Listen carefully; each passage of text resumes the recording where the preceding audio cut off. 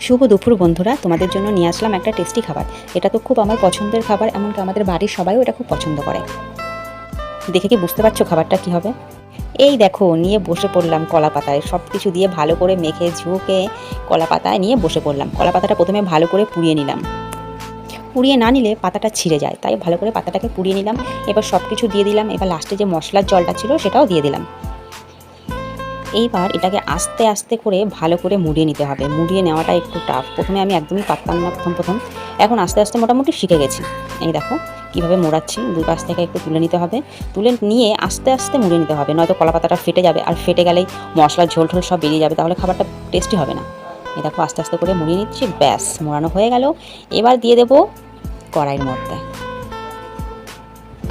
পাতুরি খাওয়ার স্পেশাল কড়াই। Tata bye. এক পাশ হয়ে গেছে আর এক পাশ বাকি রয়েছে। কি সুন্দর পোড়া গন্ধ বেরোচ্ছে, এই গন্ধটা দারুণ।